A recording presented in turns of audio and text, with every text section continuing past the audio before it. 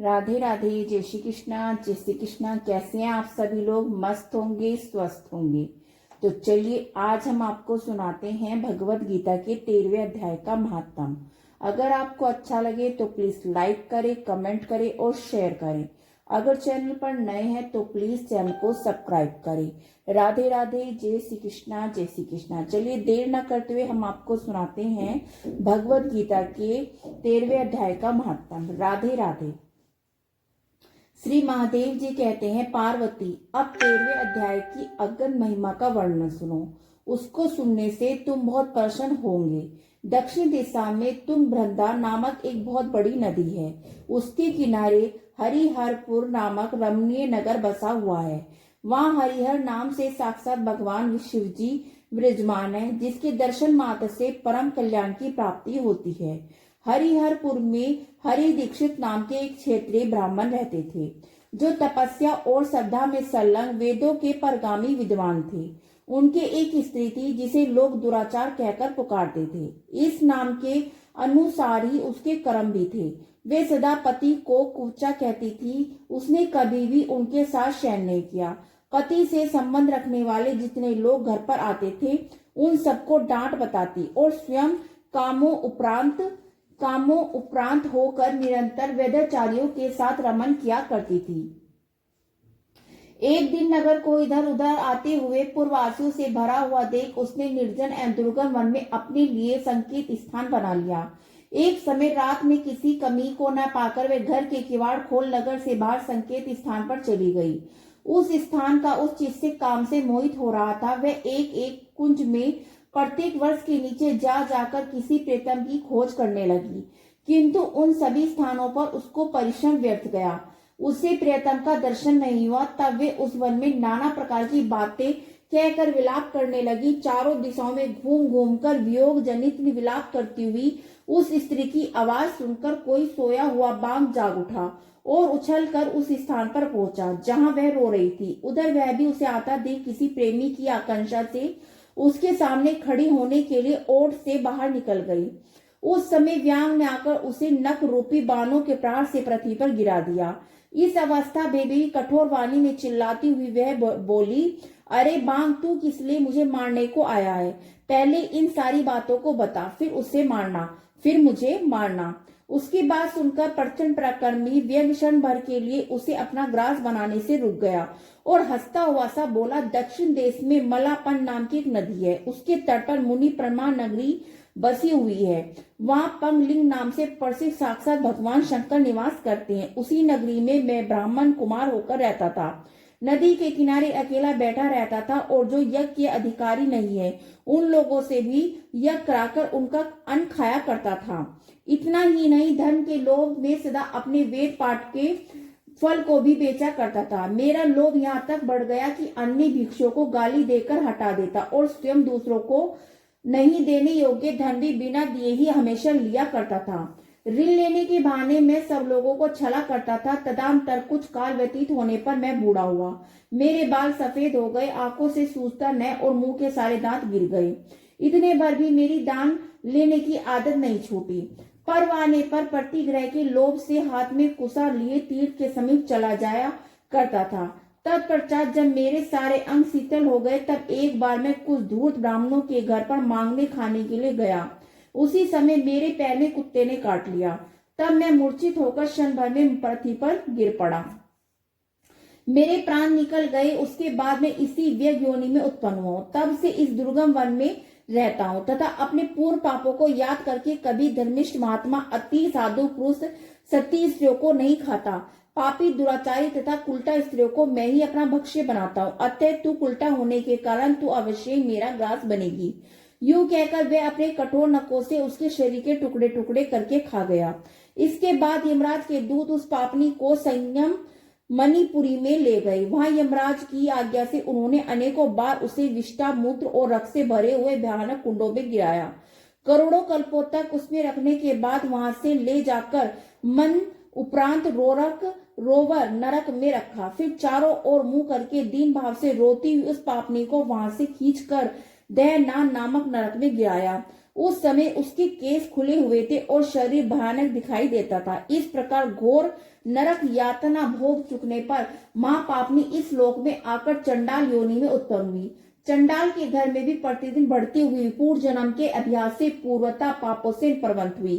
फिर उसे कोढ़ और राजलक्ष्य का रोग हो गया, नेत्रों में पीड़ा होने लगी। फिर कुछ काल के पश्चात वह पुनः अपने निवास स्थान हरिपुर को गई, जहाँ भगवान शिव के अंतपुर की स्वामिनी जम्बाका देवी विराजमान है। वहां उसने वासुदेव नाम के एक पवित्र ब्राह्मण का दर्शन किया, जो निरंतर गीता के 13वें अध्याय का पाठ करता था। उसके मुख से गीता का पाठ सुनते ही वह चंडाल शरीर से मुक्त हो गई। वह दिव्य रूप धारण करके स्वर्ग लोक में चली गई। राधे राधे। पहले हमने आपको सुना 13वें अध्याय का महात्म। चलिए अब सुनाते हैं हम आपको 13वां अध्याय।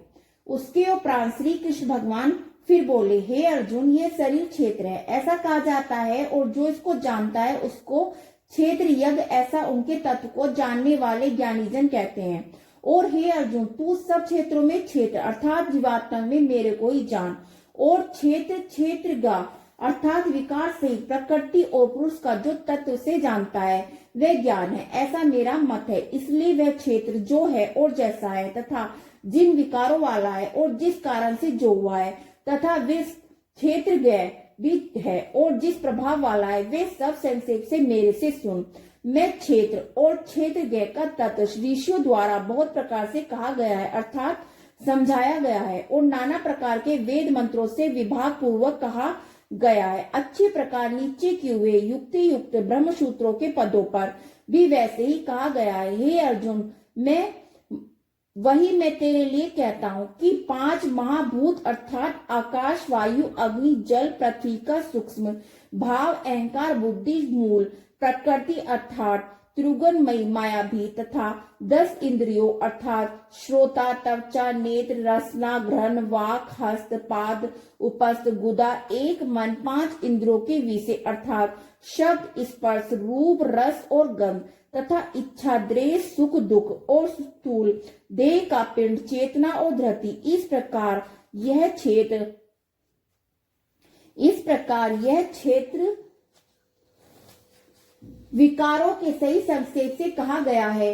हे अर्जुन, श्रेष्ठता के अभिमान का अभाव, दमन चरण का अभाव, प्राणी मात्र को किसी भी प्रकार नहीं सताना, और क्षमा भाव तथा मन वाणी की सरलता, श्रद्धा भक्ति रहित, गुरु की सेवा, बाहर भीतर की शुद्धि, अंतकरण की स्थिरता, मन और इंद्रियों सहित शरीर का निग्रह, इस लोक और परलोक के संपूर्ण भोगों में आसक्ति का भाव और अहंकार का भी अभाव, जन्म, मृत्यु, जरा और रोग आदि में दुख दोषों का बारंबार विचार करना, पुत्र, स्त्री, घर आदि, धन आदि में आसक्ति का भाव और ममता न होना, तथा प्रिय अप्रिय की प्राप्ति में सदा ही चित्त समा रहना अर्थात मन के अनुकूल तथा प्रतिकूल को प्राप्त होकर हर्ष, शोक आदि विकारों का न होना, मुझ परमेश्वर में एक ही भाव से स्थित रूप ध्यान योग के द्वारा अविचारणी भक्ति, एकांत और शुद्ध देश में रहने का स्वभाव, विषय युक्त मनुष्य के समुदाय में प्रेम न होना, अध्यात्म ज्ञान में निरंतर स्थित और तत्व ज्ञान के अर्थ रूप परमात्मा को सवर्त देखना, ये सब तो ज्ञान है, और जो इसे विपरीत है वह ज्ञान है, ऐसा कहा गया है। हे अर्जुन, जो जानने योग्य है तथा जो जानकर मनुष्य परम आनंद को प्राप्त होता है, उसको अच्छी प्रकार कहूंगा। वे आदि रहित परम ब्रह्मा अकथनीय होने से सत कहा जाता है और नहीं असत भी कहा जाता है, परंतु वे सब ओर से हाथ पैर वाला, सब ओर से नेत्र, सिर और मुख वाला तथा ओरों से श्रोता वाला है, क्योंकि वह संसार में सबको व्याप्त करके स्थित है और संपूर्ण इंद्रियों के विषयों को जानने वाला है, परंतु वास्तव में सब इंद्रियों से रहित, आसक्ति गुणों से अतीत, जो अपनी योग माया से सबको धारण पोषण करने वाला, गुणों को भोगने वाला तथा परमात्मा चराचर भूतों के बाहर भीतर परिपूर्ण है, और जो चर अचर रूप भी है, वही सूक्ष्म होने से अविज्ञ है तथा अति समीप और दूसरों में स्थित वही है, और वह विभाग रहित एक रूप आकाश के सदृश्य परिपूर्ण हुआ भी चराचर संपूर्ण भूतों में पृथक पृथक के सदृश्य स्थित प्रतीत होता है, तथा वह जाने योग्य परमात्मा विष्णु रूप से भूतों को धारण पोषण करने वाला और रुद्र रूप से संहार करने वाला, ब्रह्म रूप से सबको उत्पन्न करने वाला, वे ब्रह्मा ज्योतियों का भी ज्योति माया से अति परे कहा जाता है तथा वह परमात्मा बोध रूप और जानने के योग्य है एवं तत्व ज्ञान से प्राप्त होने वाला सबके हृदय में स्थित है। हे अर्जुन, इस प्रकार क्षेत्र तथा ज्ञान और जानने योग्य परमात्मा का स्वरूप संक्षेप से कहा गया है। इसको तत्व से जानकर मेरा भक्त मेरे स्वरूप को प्राप्त होता है। हे अर्जुन, प्रकृति अर्थात त्रिगुणमयी मेरी माया और जीवात्मा अर्थात क्षेत्र, इन दोनों को ही तू अनादि जान और राग द्वेष आदि विकारों को, त्रिगुण आत्माओं को, संपूर्ण पदार्थों को प्रकृति से उत्पन्न हुए जान, क्योंकि कार्य और कारण के उत्पन्न करने में हेतु प्रकृति कही जाती है।